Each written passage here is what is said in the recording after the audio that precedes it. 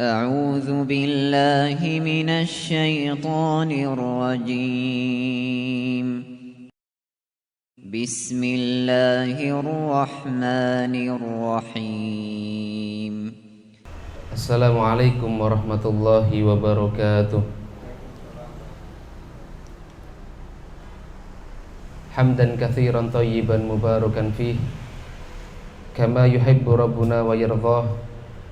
Asyhadu an la ilaha illallah wa asyhadu anna Muhammadan abduhu wa rasuluh. Allahumma salli wa sallim wa barik ala Muhammad wa ala alihi wa ashabihi wa man tabi'ahum bi ihsanin ila yaumiddin, amma ba'd. Yaqulu rabbuna fi kitabihil karim, a'udzu billahi minasyaitonir rajim. Bismillahirrahmanirrahim. Ya ayyuhalladzina amanu taqullaha haqqa tuqatih wa la tamutunna illa wa antum muslimun. Fa inna asdaqal hadithi kitabullah wa khairal hadyi hadyu Muhammadin sallallahu alaihi wasallam wa syarrul umuri muhdatsatuha fa inna kulla muhdatsatin fid dini bid'ah wa kulla bid'atin dhalalah wa kulla dhalalatin finnar. Ma'asyiral muslimin wal muslimat, Bapak Ibu yang dimuliakan oleh Allah Subhanahu wa taala, syukur alhamdulillah marilah kita panjatkan kepada Allah Azza wa Jalla atas segala nikmat yang telah Allah berikan kepada kita semua.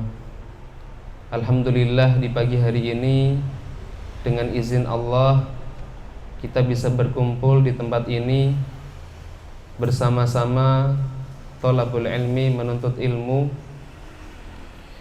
dan semoga Allah Subhanahu wa taala terus-menerus memberikan kita keistiqomahan.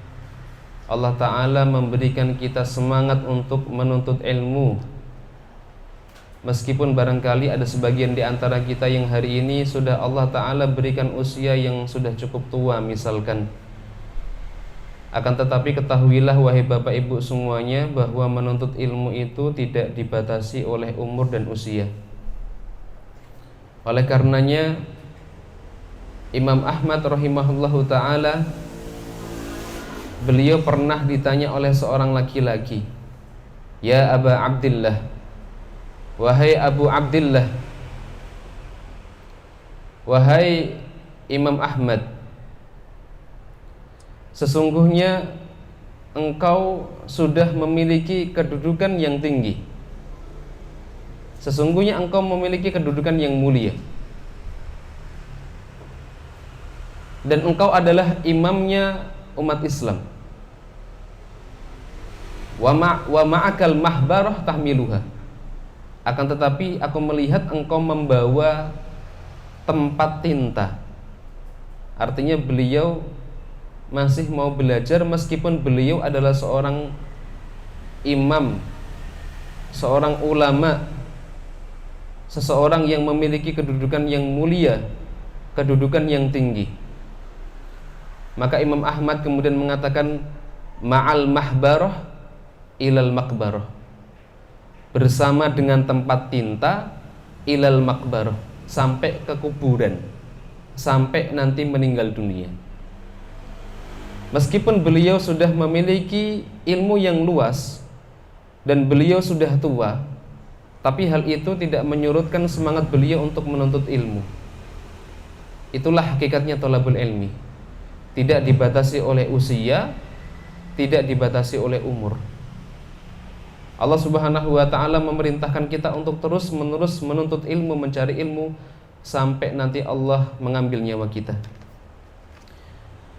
Kemudian yang kedua, salawat serta salam tidak lupa kita curahkan kepada junjungan kita Nabiullah Muhammad sallallahu alaihi wasallam.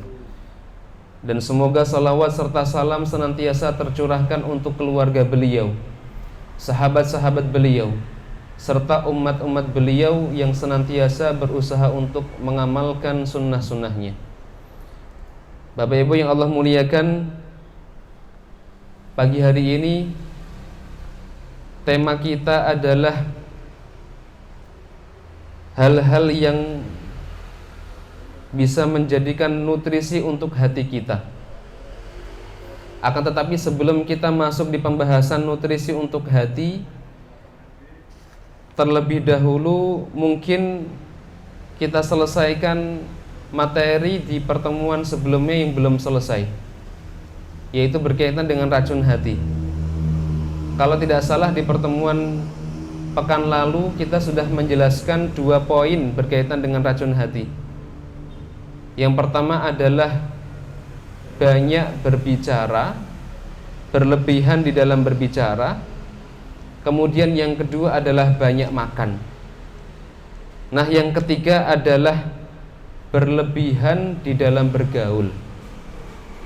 Berlebihan di dalam bergaul. Bapak Ibu yang Allah muliakan, bergaul, berteman, berkawan itu diperbolehkan. Diperbolehkan oleh syariat. Akan tetapi kalau seandainya kita banyak bergaul atau terlalu banyak bergaul, apalagi bergaul dengan orang-orang yang tidak memiliki manfaat untuk kita dalam urusan akhirat ataupun dunia, maka ini termasuk sesuatu yang harus kita jauhi. Karena seseorang itu kalau seandainya dia terlalu banyak bergaul dengan setiap orang yang tidak baik dia pergauli, kemudian dia jadikan teman dekat, ya. Orang ahli maksiat juga dia pergauli, kemudian dia jadikan teman dekat, maka yang kita khawatirkan adalah dia bisa terjerumus di dalam keburukan-keburukan yang dilakukan oleh temannya tersebut. Karena pada hakikatnya as-sahib kata para ulama adalah sahib. Teman itu akan menarik kita, Pak Bu. Hakikatnya seorang teman itu nanti akan menarik. Kalau kita bergaulnya dengan orang-orang yang baik, maka insya Allah kita akan ketarik menjadi lebih baik. Tapi kalau seandainya kita bergaul dengan teman-teman dengan orang-orang yang tidak baik, setiap hari hobinya judi misalkan, setiap hari hobinya main kartu, setiap hari hobinya mungkin genjreng-genjreng di pinggir jalan, setiap hari dia mabuk-mabukan misalkan, maka kalau kita dekat dengan orang-orang seperti ini, yang kita khawatirkan adalah kita bisa ketarik. Makanya kalau misalkan kita sering duduk dengan orang-orang yang sering atau suka nonton bola, yang awalnya mungkin kita tidak suka bola, akhirnya jadi suka bola. Kalau misalkan kita sering duduk-duduk dengan orang-orang yang suka ngomongin politik, mungkin awalnya kita tidak suka politik, tapi karena sering mendengar politik dan ngobrolnya dengan orang-orang yang suka ngomong politik, akhirnya kita jadi suka politik, ya. Makanya hakikat seorang sahib itu adalah sahib, akan narik kita, ya. Makanya Bapak Ibu yang Allah muliakan, perhatikanlah siapa teman dekat kita. Perhatikanlah siapa teman-teman atau orang-orang yang menjadi teman yang selama ini menjadi tempat curhat kita, menjadi tempat kita bertanya, menjadi tempat kita konsultasi, ya.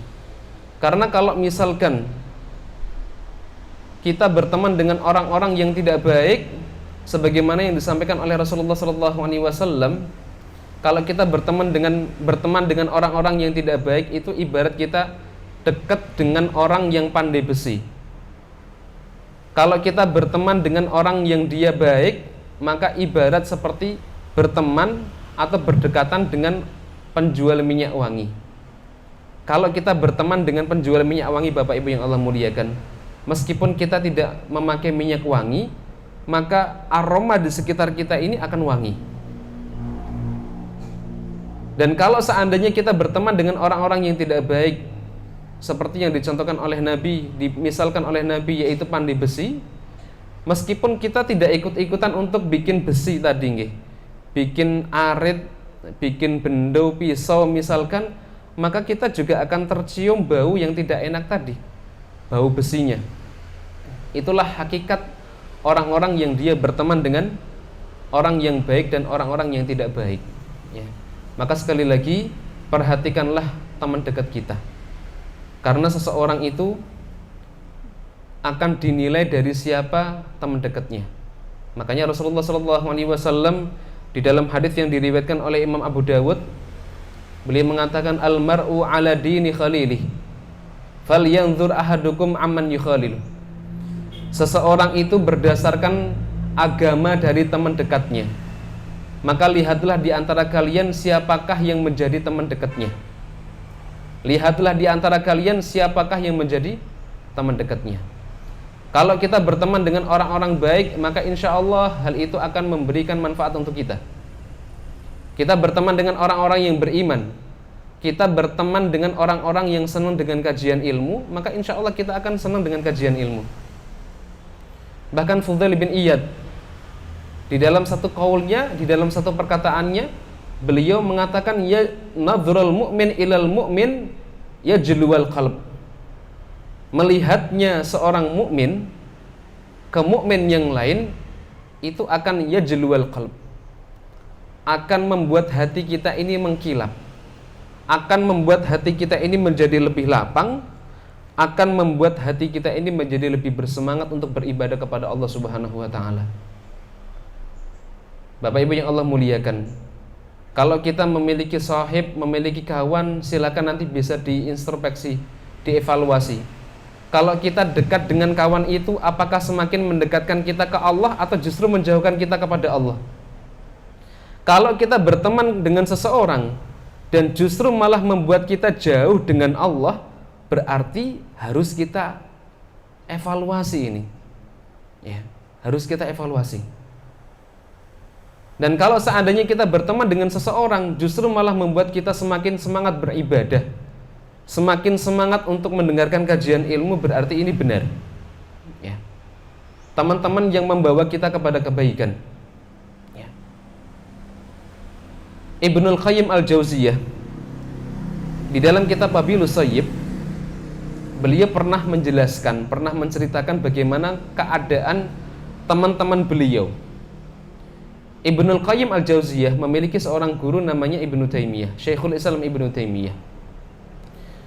Ibnul Qayyim al-Jauziyah dan teman-teman beliau, murid-muridnya Syekhul Islam Ibnu Taimiyah, ketika beliau itu ditimpa perasaan gundah, prasangka buruk, sempit dalam hidup, banyak masalah, maka beliau akan mendatangi Ibnu Taimiyah. Beliau akan mendatangi Syekhul Islam Ibnu Taimiyah, gurunya. Untuk apa? Untuk meminta nasihat. Maka hanya dengan melihat dan memandang Syekhul Islam Ibnu Taimiyah, kemudian mendengarkan nasihat dari beliau, membuat Ibnul Qayyim al-Jauziyah dan teman-temannya itu merasakan perasaan yang lebih bersemangat. Jadi perasaan gundahnya itu hilang, hatinya lebih tegar, hatinya lebih lapang. Nah, ini contoh persahabatan, pertemanan atau hubungan antara murid dan guru yang benar. Kalau seandainya kita memiliki seorang guru, justru malah ketika dekat dengan guru itu, yang kita dapatkan adalah keburukan, yang kita dapatkan adalah cacian, misalkan ngomongin orang lain, misalkan mencela orang lain, misalkan menceritakan keburukan orang lain, maka ini perlu untuk kita evaluasi. Karena sekali lagi hakikatnya seorang mukmin ketika bertemu dengan mukmin yang lain, melihat mukmin yang lain itu akan membuat dia semakin lapang, semakin dekat kepada Allah, semakin semangat beribadah kepada Allah Subhanahu wa taala. Jadi sekali lagi racun hati yang ketiga adalah berlebihan di dalam bergaul. Sekali lagi Bapak Ibu yang Allah muliakan, lihatlah teman dekat kita. Karena terkadang teman itu nantinya akan menentukan arah kita nanti kemana. Apakah kita menjadi orang yang baik atau menjadi orang yang tidak baik. Bahkan apakah kita nanti masuk ke dalam surga atau masuk ke dalam neraka, salah satunya adalah ditentukan oleh teman. Ya. Bahkan Allah Subhanahu wa ta'ala di dalam surat Az-Zukhruf ayat ke-67 menggambarkan bagaimana kondisi pertemanan, persahabatan pada hari kiamat nanti. Allah Subhanahu wa ta'ala berfirman, al-akhillau yawma idzin ba'dhuhum li ba'din adu illal muttaqin. Persahabatan, pertemanan, apalagi ya, Orang-orang dekat pada hari kiamat nanti akan saling menjadi musuh satu sama lain. Illal muttaqin, kecuali persahabatan atau pertemanan yang dibangun di atas ketakwaan. Jadi kalau misalkan kita memiliki teman, memiliki sahabat, memiliki kawan, kemudian persahabatan itu, pertemanan itu dibangun di atas kemaksiatan, maka pada hari kiamat nanti satu sama lain akan saling menyalahkan. Satu sama lain akan menjadi musuh. Ya. Kemudian di dalam surat yang lain Allah Subhanahu wa taala juga pernah memberikan gambaran orang-orang kafir. Ya. Di dalam surat Al-A'raf ayat ke-38 Allah memberikan gambaran bagaimana keadaan orang-orang kafir pada hari kiamat nanti. Ya. Allah berfirman, qalat ukhrahum liulahum rabbana haula'i adalluna fa'atihim adaban di'fam minan nar. Ya. Ayat ini Bapak Ibu yang Allah muliakan menceritakan tentang gambaran orang-orang kafir nanti yang Allah Ta'ala masukkan ke dalam neraka. Kemudian ada orang yang lebih dulu masuk ke dalam neraka, kemudian ada orang yang terakhir masuk ke dalam neraka. Nah, orang yang nanti terakhir masuk ke dalam neraka, ya, gelombang kedua lah bisa dikatakan seperti itu, maka dia nanti akan berkata kepada Allah, Rabbana haula'i adalluna fa'atihim adaban di'fa minan nar. Ya Allah, ya Rabb, dulu mereka itu yang menyesatkan kami, dulu mereka itu yang mengajak kami kepada kemaksiatan, yang menunjukkan kami kepada kemaksiatan. Fa'atihim adzaban di'fa minan nar. Maka timpakanlah azab 2 kali lipat ya Allah kepada mereka. Nah, ini bahayanya Pak Bu yang Allah muliakan. Kalau seandainya kita berteman dengan seseorang dan pertemanan itu dibangun di atas kemaksiatan, yang kita takutkan nanti satu sama lain akan menarik ke dalam neraka. Ya. Zina ngajak-ngajak, judi ngajak-ngajak, ya, maksiat ngajak-ngajak, ya. Nanti satu sama lain akan menarik ke dalam neraka, ya. Ini yang kita khawatirkan. Maka sekali lagi, pintar-pintarlah kita di dalam memilih teman, ya.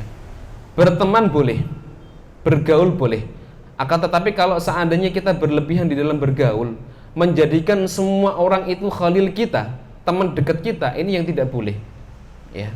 Orang nggak baik, pelaku maksiat kita jadikan teman dekat, nah ini nggak boleh, ya. Tapi kalau kita serawungan, kalau kita bermuamalah dengan dia, boleh-boleh saja, ya. Ini poin yang ketiga berkaitan dengan racun hati.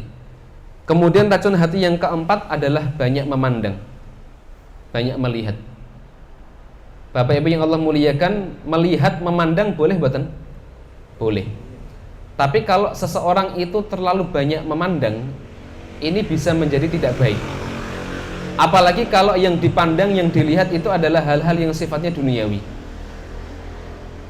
Ada tetangganya punya rumah bagus, sering dilihatin. Setiap kali dia jalan naik motor, dia ngelihat rumah-rumah yang bagus, diperhatikan terus. Ada tetangga dia punya mobil bagus, dilihatin terus, ya. Setiap kali dia jalan pakai motor, dia akan melihat, ya, mobil-mobil yang bagus, diawasi, dilihat, ya. Dia punya motor biasa mungkin, kemudian ketika dia jalan, dia melihat motor-motor yang bagus, ya. Kemudian dia punya teman, barangkali temannya suka pakai perhiasan, kemudian sering dia lihat. Nah, kalau seandainya kita terlalu banyak melihat hal-hal yang sifatnya duniawi, yang kita khawatirkan adalah timbul penyakit hati di dalam diri kita, timbul penyakit hasad. Kalau orang itu sering melihat ke atas, dongak ke atas, Bapak Ibu yang Allah muliakan, ya, melihat orang-orang yang secara materi itu lebih baik dibandingkan dengan dia, ini bisa menimbulkan penyakit hati, penyakit hasad, penyakit iri, dengki, ya. Yang kita khawatirkan itu. Makanya Rasulullah SAW berpesan kepada kita semua, unzuru ila man asfala minkum wa la tanzuru ila man huwa fawqakum. Lihatlah orang-orang yang ada di bawah kalian, janganlah kalian itu sering melihat orang-orang yang ada di atas kalian, ya. Jadi sekali lagi, melihat, memandang boleh, Tapi kalau kita terlalu banyak memandang, apalagi hal-hal yang sifatnya duniawi, ya ini tidak baik untuk kita. Kecuali kita memandang sesuatu yang itu bisa mendatangkan maslahat untuk kita, Bapak Ibu yang Allah muliakan. Misalkan kita melihat orang-orang yang dia berilmu, orang-orang soleh, orang-orang alim.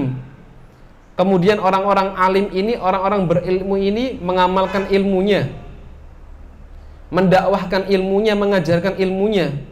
Maka kita boleh melihat orang-orang seperti ini, ya. Kemudian kita menginginkan supaya diri kita bisa sama seperti beliau, misalkan seperti orang alim itu. Atau misalkan ada di antara tetangga kita yang kaya, memiliki harta yang banyak, kemudian dengan hartanya itu dia belanjakan di jalan Allah, dia banyak berinfak, dia banyak bersedekah. Kemudian kita termotivasi untuk meniru dia, mencontoh dia. Nah, ini boleh, ya. Dan Rasulullah SAW di dalam hadisnya yang mulia yang diriwayatkan oleh Imam Al-Bukhari dan Imam Muslim bahkan pernah mengatakan, la hasada illa fitnataini. Tidak ada hasad kecuali dalam dua hal. Yang pertama apa? Yang pertama adalah rajulun atahullahu malan fasullita ala halakatihi fil haqq. Kita iri dengan seorang laki-laki yang Allah Subhanahu wa taala berikan harta, kemudian dengan hartanya itu dia belanjakan di jalan Allah. Dia belanjakan untuk kebaikan, untuk kebenaran. Kemudian iri yang kedua yang diperbolehkan adalah rajulun, ya, atahullahul hikmah fahuwa yaqdi biha fayu'allimuha. Seorang laki-laki yang Allah Subhanahu wa taala berikan ilmu, Allah berikan hikmah, kemudian dia mengamalkan ilmu itu dan dia mengajarkannya. Maka kita boleh iri dengan orang-orang yang seperti ini. Iri melihat orang lain melakukan hal-hal yang baik, kemudian kita termotivasi atau ingin mencontohnya. Di dalam syariat kita disebut dengan ghibthah. Dan ini diperbolehkan di dalam Islam, ya. Jadi sekali lagi, jangan terlalu banyak memandang, jangan terlalu banyak melihat hal-hal yang mubah saja, yang sifatnya duniawi itu, kalau bisa dikurangi. Apalagi melihat apa-apa yang Allah haramkan. Memandang misalkan lawan jenis, memandang perempuan bagi laki-laki, perempuan yang bukan mahramnya. Bagi perempuan memandang laki-laki yang bukan mahramnya. Ini juga kalau bisa dihindari. Bahkan Allah Subhanahu wa taala juga menyebutkan di dalam surat An-Nur ayat ke-30, qul lil mu'minina yaghuddu min absarihim wa yahfadzu furujahum. Katakanlah kepada orang-orang yang beriman agar mereka menundukkan pandangannya dan menjaga kemaluannya. Wa qul lil mu'minati, kemudian ayat setelahnya, ya, wa qul lil mu'minati yaghdudna min absarihinna wa yahfadna furujahunna. Dan katakanlah kepada wanita-wanita mukminah agar mereka menjaga pandangannya dan agar mereka menundukkan pandangannya dan menjaga kemaluannya, ya. Ini perintah dari Allah Subhanahu wa taala. Nah, inilah 4 racun hati yang harus kita hindari.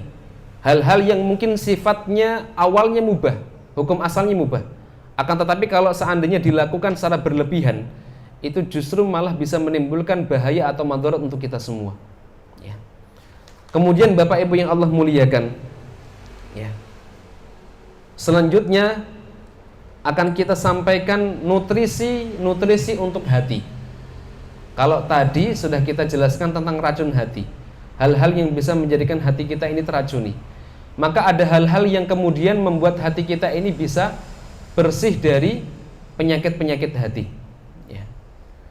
Bapak Ibu yang Allah muliakan, sekali lagi, hati seorang muslim itu bisa menentukan baik buruknya diri muslim tersebut. Hati seorang muslim itu bisa menentukan apakah muslim itu menjadi muslim yang baik atau muslim yang buruk. Sebagaimana yang disebutkan oleh Rasulullah SAW dalam hadisnya yang mulia, bahwa di dalam tubuh kita, fa inna fil jasadi mudghatan, di dalam tubuh kita ini ada segumpal daging. Idza saluhat saluhal jasadu kulluh wa idza fasadat fasadal jasadu kulluh. Kalau segumpal daging ini baik, maka seluruh tubuh kita akan menjadi baik. Kalau hati kita baik, maka lisan kita akan mengucapkan perkataan-perkataan yang baik. Telinga kita akan mendengarkan hal-hal yang baik. Mata kita akan kita gunakan untuk melihat hal-hal yang baik. Lisan kita akan mengucapkan hal-hal yang baik. Dan kalau seandainya segumpal daging ini buruk, fasadal jasadi kulluh, ya, fasadal jasadu kulluh, maka seluruh tubuh kita akan menjadi buruk. Kalau hatinya buruk, maka lisannya akan buruk. Matanya akan digunakan untuk melihat hal-hal yang Allah haramkan. Lisannya akan dia gunakan untuk mengucapkan hal-hal yang Allah haramkan. Jadi hati itu memiliki kedudukan yang sangat penting di dalam tubuh kita, di dalam diri kita. Maka kita berusaha untuk menjadikan hati kita ini hati yang bersih. Dan banyak di antara kita yang tidak sadar kalau hatinya itu sedang tidak bersih. Banyak di antara kita yang merasa, oh Ustadz, hati saya sudah bersih Ustadz, ya. Padahal sebenarnya hatinya bermasalah, ya.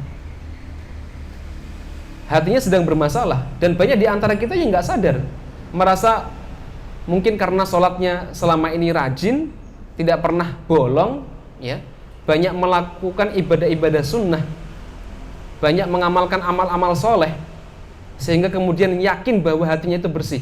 Padahal sebenarnya hatinya bermasalah, ya.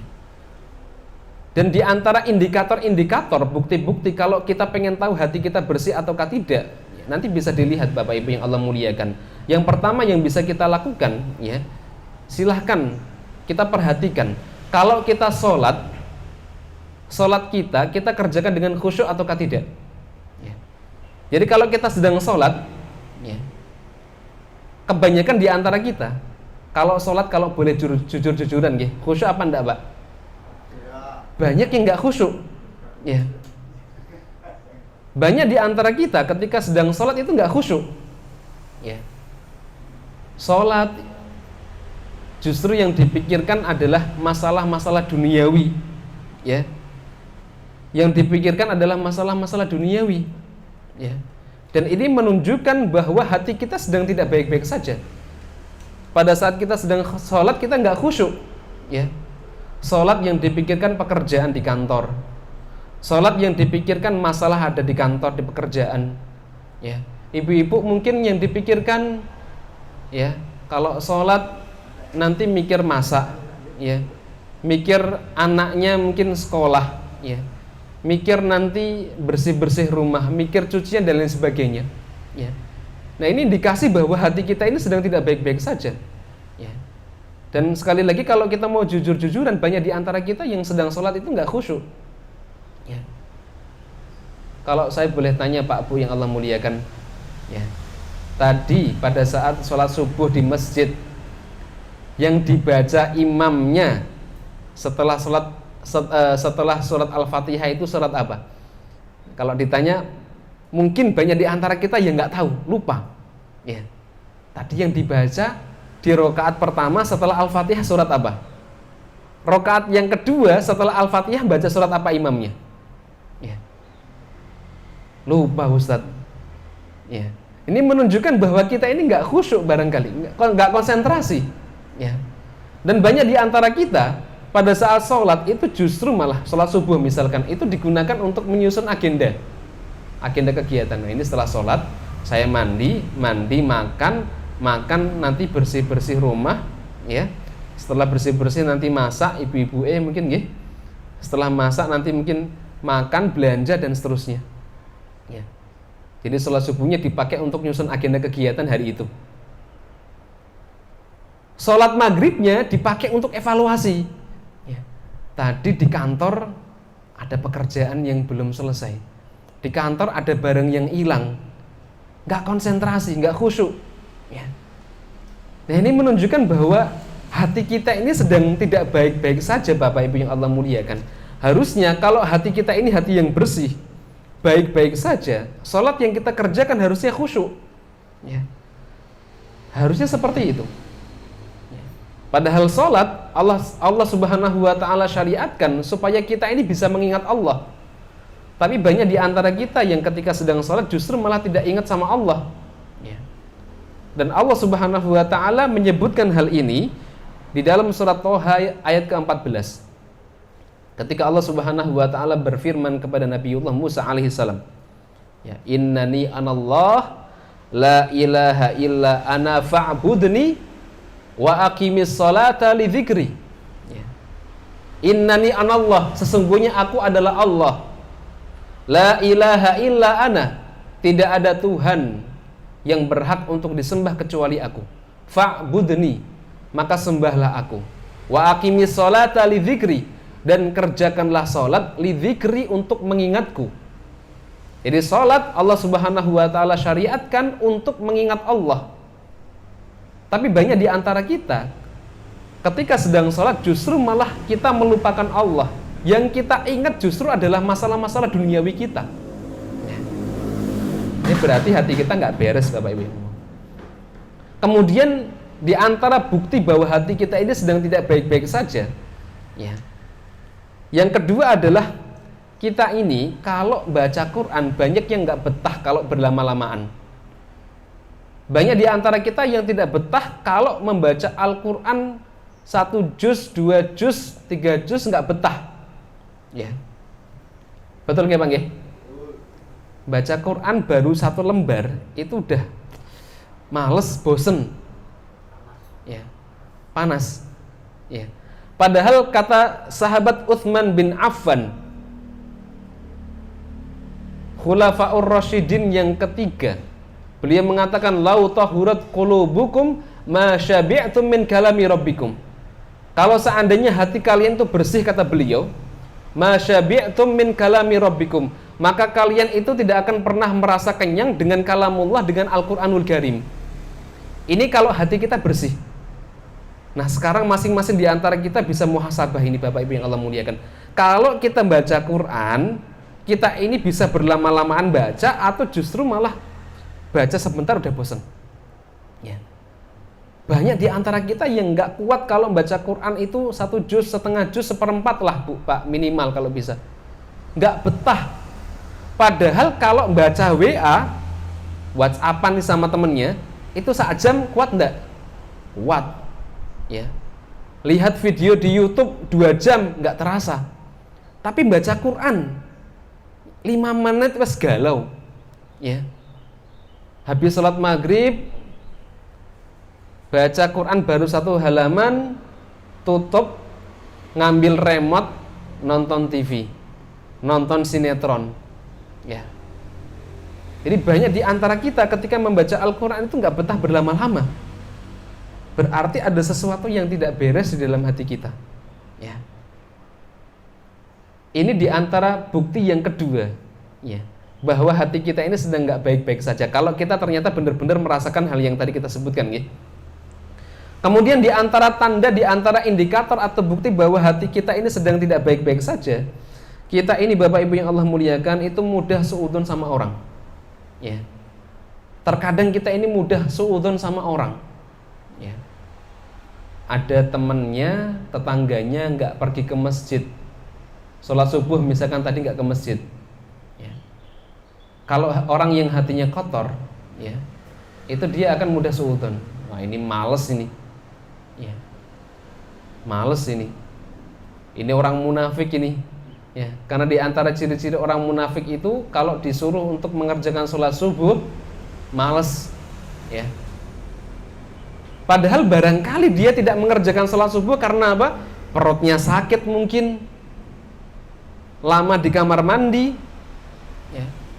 Atau mungkin qadarullah dianya sedang sakit, atau mungkin qadarullah ada anggotanya ada anggota keluarganya yang sedang sakit, kemudian tidak bisa ditinggalkan, ya.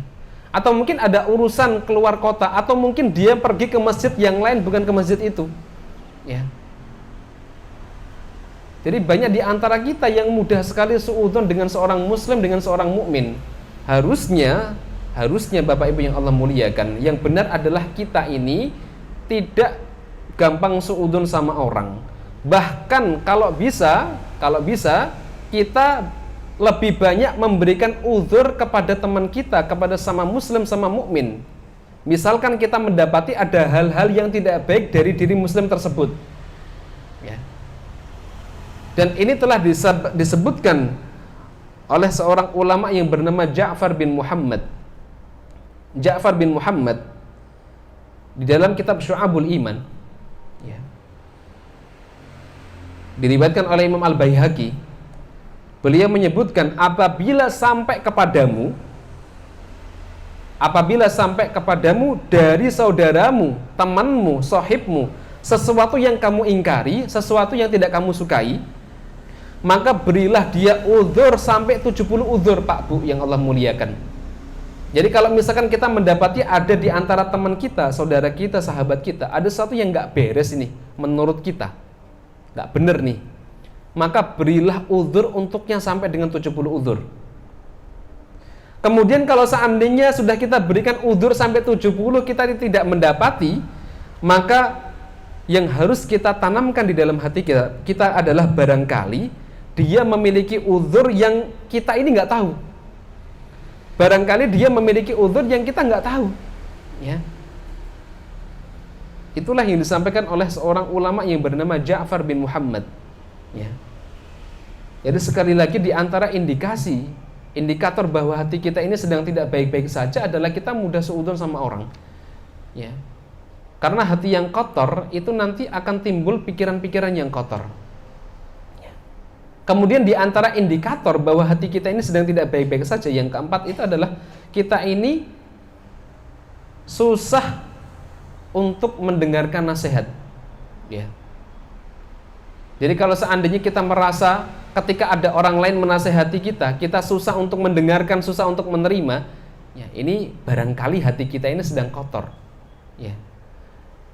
Disebabkan karena banyaknya maksiat yang kita lakukan.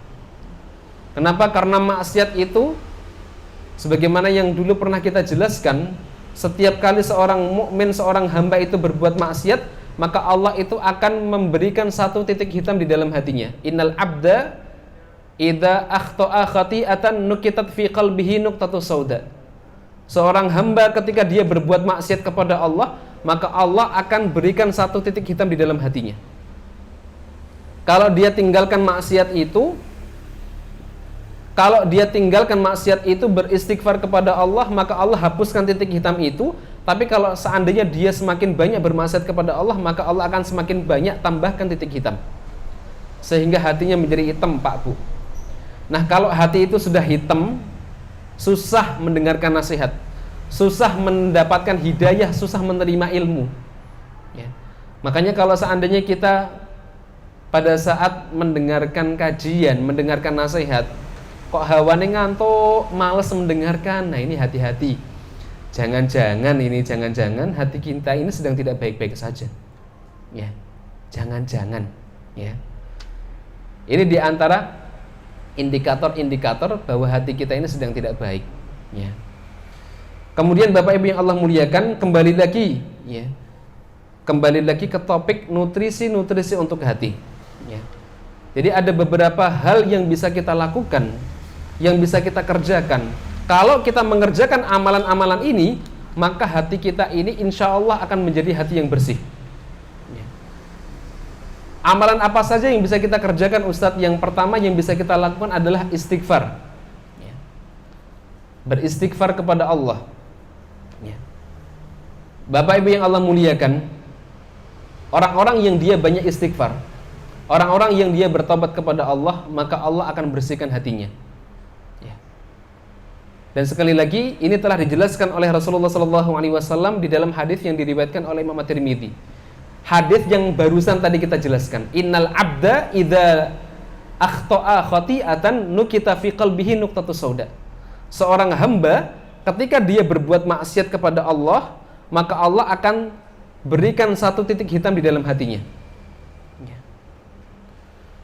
Kemudian faida naza'a wastaghfara wa taba sukila qalbuh. Ketika dia tinggalkan maksiat itu, dia beristighfar kepada Allah dan dia bertobat, sukila qalbuh, maka hatinya menjadi bersih. Rawahu Tirmidzi. Hadis ini diriwayatkan oleh Imam Tirmidzi. Jadi istighfar itu akan membuat hati kita menjadi bersih. Sehingga kalau seandainya selama ini kita banyak maksiatnya sama Allah, banyak istighfar. Astagfirullah, astagfirullah. Astagfirullahaladzim, astagfirullahaladzim, ya. Astaghfirullah wa atubu ilaih, ya. Kemudian Bapak Ibu yang Allah muliakan, ya. Banyak di antara kita yang hari ini memahami bahwa istighfar itu hanya khusus untuk orang-orang yang dia berbuat maksiat, orang-orang yang dia melakukan kesalahan. Padahal sebenarnya beristighfar kepada Allah tidak hanya Allah Subhanahu wa taala perintahkan untuk orang-orang yang bermaksiat saja, ya. Termasuk orang-orang yang dia tidak merasa bermaksiat kepada Allah pun juga Allah perintahkan untuk beristighfar, ya. Makanya Rasulullah SAW, Rasul Bapak Ibu yang Allah muliakan, itu kan sudah Allah jamin masuk ke dalam surga. Betul nggih? Rasul kita, Rasulullah Muhammad SAW, alladzi ghufira lahu taqaddama min dzambihi wa ma ta'akhkhar, yang Allah Ta'ala hapuskan, ampuni dosanya baik yang telah lalu maupun yang akan datang. Ketika beliau masih hidup, beliau beristighfar kepada Allah, beliau bertobat kepada Allah. Bahkan beliau bersabda di dalam hadisnya yang mulia, ya ayyuhan nas, wahai manusia, tubu ilallah, bertobatlah kalian kepada Allah. Fawallahi, demi Allah, inni astaghfirullah wa atubu ilaih fil yaum aktsar min sab'ina marrah. Demi Allah, aku bertobat kepada Allah, beristighfar kepada Allah setiap hari lebih dari 70 kali. Rawahul Bukhari, hadis ini diriwayatkan oleh Imam Al-Bukhari. Dalam hadis yang lain yang diriwayatkan oleh Imam Muslim, Rasulullah mengatakan beliau beristighfar setiap hari 100 kali. Ini Rasulullah loh Pak Bu, manusia terbaik di muka bumi ini, manusia yang telah Allah Subhanahu wa taala jamin masuk ke dalam surga. Bahkan surga itu tidak akan terbuka kecuali dibuka oleh Rasulullah SAW. Itu setiap hari beliau beristighfar minimal 70 kali. Nah, kita ini siapa? Kita ini ulama bukan, ahli ibadah juga bukan, Rasul juga bukan, Nabi juga bukan. Harusnya kita lebih pantas untuk beristighfar lebih banyak dibandingkan dengan istighfarnya Rasulullah SAW. Nah, pertanyaannya, setiap hari ini kita beristighfar berapa kali? Ya. Setiap hari kita beristighfar berapa kali? Rasul istighfarnya minimal 70 kali. Bahkan pernah di dalam satu hadis dari sahabat Abdullah bin Umar, sebagian sahabat Nabi pernah menghitung istighfarnya Rasul dalam satu majelis. Dalam satu majelis, Rasulullah SAW itu beristighfar 100 kali. Ini dalam satu majelis loh, bukan satu hari. Ya. Dalam satu majelis Rasulullah SAW beristighfar sampai 100 kali. Apa yang beliau baca? Rasulullah SAW membaca Rabbi ghfirli wa tub ilayya innaka antat tawwabur rahim. Rabbi ighfirli, ya Rabb ampuni aku, wa tub ilayya, terimalah taubatku, innaka antat tawwabur rahim, sesungguhnya engkau adalah zat yang maha penerima taubat. Ya. Rawahu Abu Dawud. Ini Rasulullah SAW. Ya. Makanya sekali lagi Bapak Ibu yang Allah muliakan, kalau seandainya benar-benar kita selama ini merasa saya ini aman dari maksiat, ya, bukan berarti kita tidak diperintahkan oleh Allah Subhanahu wa taala untuk beristighfar. Karena istighfar itu bukan hanya Allah perintahkan untuk orang-orang yang baru saja bermaksiat, ya. Orang-orang yang dia tidak bermaksiat kepada Allah pun juga Allah perintahkan untuk beristighfar. Ya. Dan istighfar, bertobat Bapak Ibu yang Allah muliakan, ini manfaatnya sangat banyak sekali. Ya. Apa manfaatnya Ustadz? Di antara manfaat yang bisa kita ambil dari istighfar yang kita baca, taubat yang kita lakukan, ya. Yang pertama adalah orang-orang yang dia beristighfar, orang-orang yang dia bertobat kepada Allah, maka mereka adalah orang-orang yang dicintai oleh Allah. Kalau kita pengen dicintai sama Allah, kita pengen disayang sama Allah, banyak istighfar, banyak tobat. Ya. Ada satu perkataan yang menarik yang disampaikan oleh Ibnul Qayyim Al-Jauziyah. Di dalam perkataan beliau mengatakan, laisa sya'nu an tuhib, walakinna sya'nu an tuhab. Bukanlah perkara engkau mengaku mencintai Allah, Walakinna sya'nu an tuhab, akan tetapi perkara yang lebih penting adalah apakah engkau dicintai oleh Allah ataukah tidak. Jadi bukanlah satu perkara besar engkau mencintai Allah, engkau mengaku mencintai Allah. Akan tetapi yang lebih penting adalah apakah engkau dicintai oleh Allah ataukah tidak. Banyak di antara kita yang mengaku cinta sama Allah, benar nggih? Banyak di antara kita kalau kita ditanya, kamu cinta sama Allah enggak? Oh, saya cinta. Tapi pertanyaannya adalah apakah cinta kita ini cinta yang bertepuk sebelah tangan ataukah justru Allah Subhanahu wa taala kemudian mencintai kita?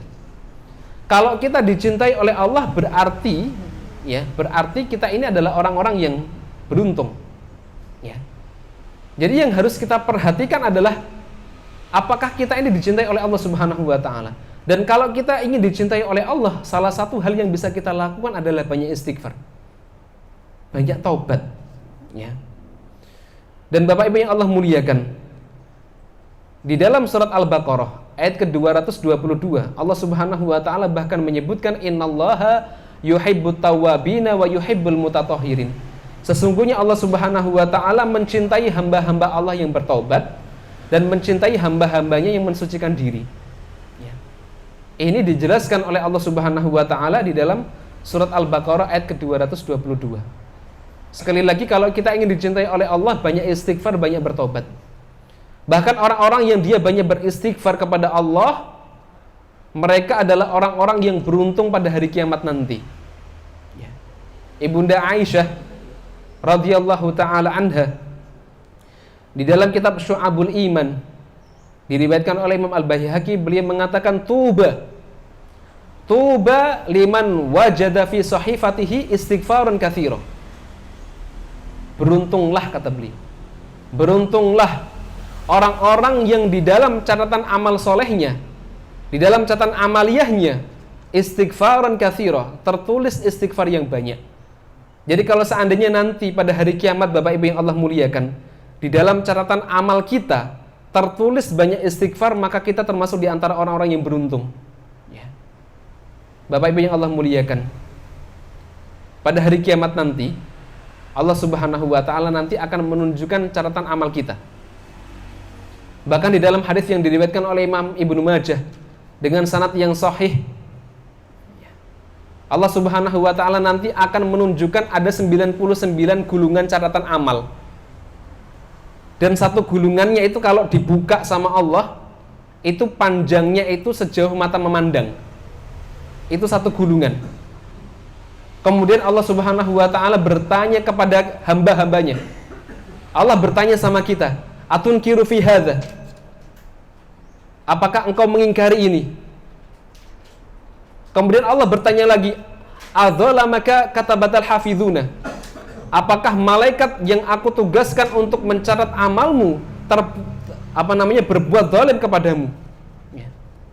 Kemudian semuanya mengatakan, "Qala la ya Rabb." Tidak, wahai Allah.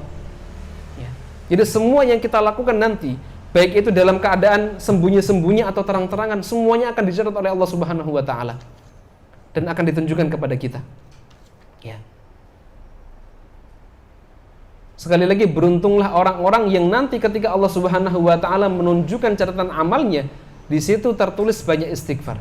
Astagfirullah, astagfirullah, astagfirullah. Ini keutamaan yang pertama dari orang-orang yang dia beristighfar, bertobat kepada Allah Subhanahu wa taala. Yang kedua, orang-orang yang dia bertobat, beristighfar kepada Allah merupakan salah satu sebab Allah Subhanahu wa taala masukkan ke dalam surga. Ya. Bapak Ibu yang Allah muliakan, ya.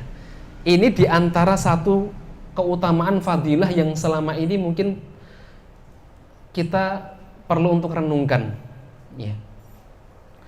Harusnya Bapak Ibu yang Allah muliakan, ketika seorang muslim itu berbuat maksiat, berbuat dosa, kemudian dia minta ampun, dia beristighfar sama Allah, tobat, harusnya cukup bagi Allah mengampuni dosa, menerima tobatnya. Ya. Harusnya seperti itu nggih. Kayak kita lah, kita kalau misalkan ada orang salah, ya, ada orang salah ke kita, dia minta maaf, kita ampuni, sudah selesai, kosong-kosong. Harusnya seperti itu nggih. Tapi ternyata ini tidak berlaku bagi Allah. Ya. Menurut Allah Subhanahu wa taala, bagi Allah, ketika ada orang-orang yang dia melakukan kemaksiatan, kemudian dia beristighfar dan bertobat kepada Allah, maka Allah bukan hanya terima taubatnya, tapi Allah Subhanahu wa taala tambahkan bonus, Allah akan masukkan dia ke dalam surga. Jadi bonusnya Allah akan masukkan dia ke dalam surga. Dan ini telah Allah Subhanahu wa taala jelaskan di dalam Al-Qur'anul Karim. Ya ayyuhalladzina amanu tubu ilallahi taubatan nasuha.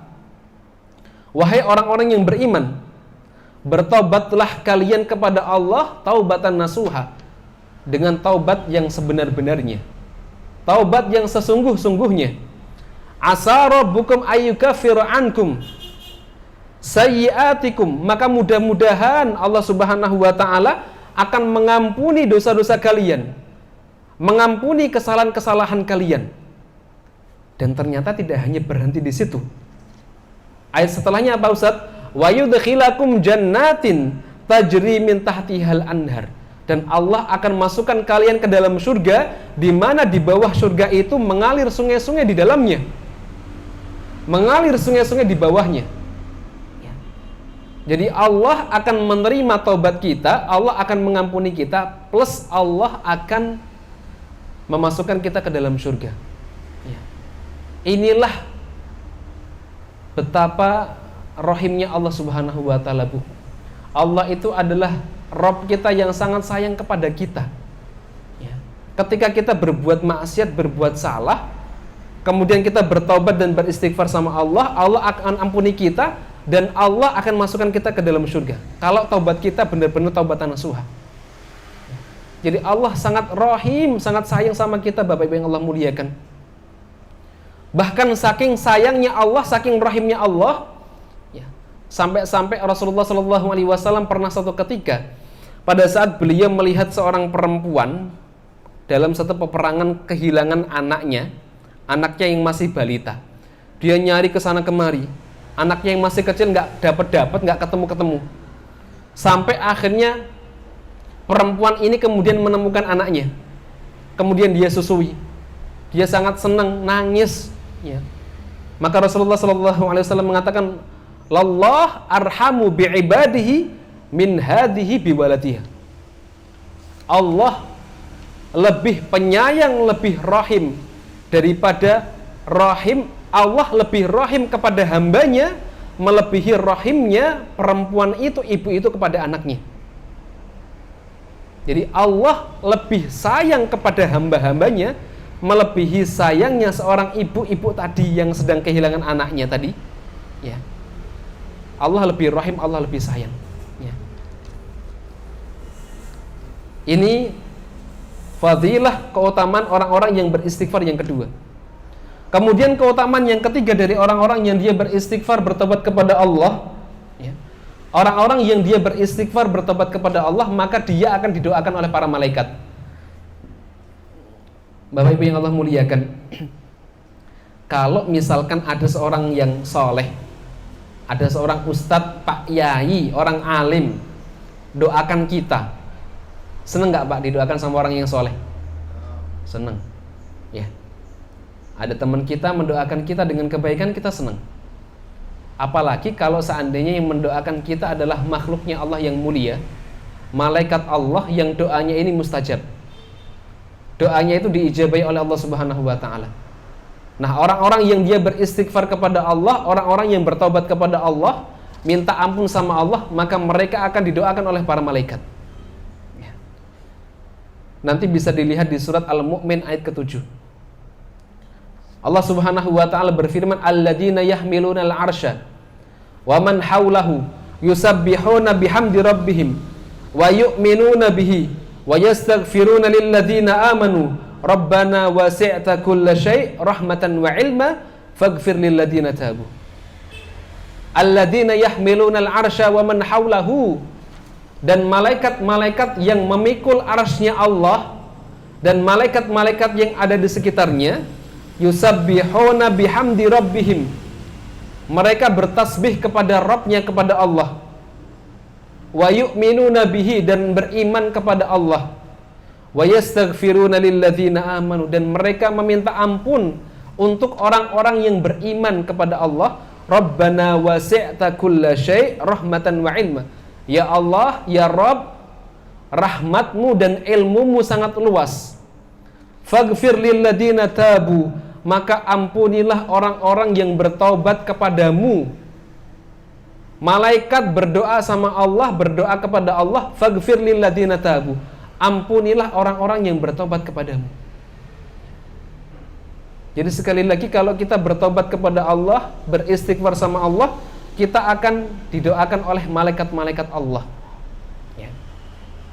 Inilah diantara fadilah-fadilah dari orang-orang yang dia beristighfar kepada Allah, bahwa istighfar itu nanti akan mensucikan hati kita, membersihkan hati kita dari kotoran-kotoran hati. Kemudian istighfar itu nanti akan menjadikan kita disayangi, dicintai oleh Allah. Kemudian istighfar itu menjadi salah satu sebab Allah akan memasukkan kita ke dalam surga. Dan orang-orang yang beristighfar itu akan didoakan oleh malaikat-malaikat Allah. Ya, itulah betapa besarnya fadilah manfaat istighfar, Bapak Ibu yang Allah muliakan.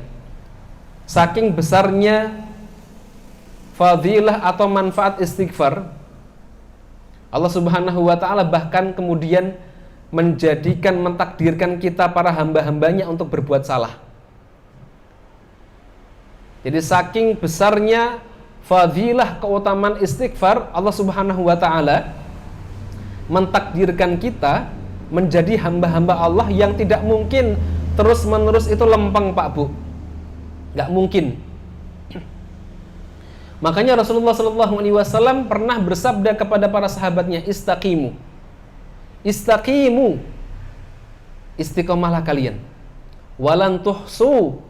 Akan tetapi kalian itu tidak akan pernah bisa istiqomah terus-menerus. Suatu saat nanti kita pasti akan melakukan kesalahan, kelalaian. Nah, di saat itulah, pada saat kita berbuat salah, kita dituntut untuk istighfar kepada Allah. Kemudian di dalam hadis yang lain Rasulullah SAW juga bersabda, kullu bani Adam khata'un wa khairu khata'in at-tawwabin. Setiap anak Adam itu pasti pernah berbuat salah. Ya. Setiap anak Adam itu pasti pernah merasakan melakukan kesalahan. Wa khairu khata'in at-tawwabin, dan sebaik-baik orang yang berbuat salah adalah orang-orang yang bertobat. Ya. Sebaik-baik orang yang berbuat salah adalah orang-orang yang bertobat. Ya. Jadi sekali lagi, saking besarnya fadilah keutamaan istighfar, Allah mentakdirkan kita berbuat salah, Pak. Ya. Berbuat salah siang hari, malam hari, sore hari, terus menerus berbuat salah, berbuat maksiat. Ya. Dan Allah Subhanahu wa ta'ala kemudian bahkan di dalam hadis qudsinya beliau mengatakan, ya ibadi. Ya. Ya ibadi innakum tukhti'una bil-laili wan nahar. Wahai hamba-hambaku, sesungguhnya kalian itu tukhti'una bil-laili wan nahar, melakukan kesalahan di siang hari maupun di malam hari. Itu sifat kita, Pak, tabiat kita banyak salahnya. Ya. Gak mungkin kita ini lempeng terus. Bahkan kalau seandainya kita ini menjadi orang-orang yang lempeng terus, gak pernah berbuat salah, ini bahaya justru. Ya. Dan Allah Subhanahu wa ta'ala bahkan pernah menyampaikan, Rasulullah SAW di dalam hadis yang diriwayatkan oleh Imam Muslim, beliau pernah menyampaikan, laulam tudznibu la dhahaballahu bikum. Kalaulah seandainya kalian itu tidak berbuat dosa, kata Rasulullah, la dhahaballahu bikum, maka Allah akan membinasakan kalian.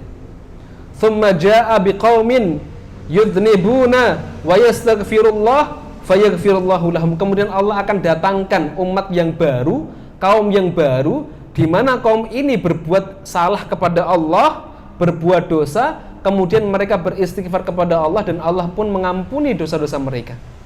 Ya, rawahu Muslim. Hadis ini diriwayatkan oleh Imam Muslim. Ya. Inilah betapa pentingnya istighfar, bertobat kepada Allah, sampai-sampai Allah mentakdirkan kita berbuat salah.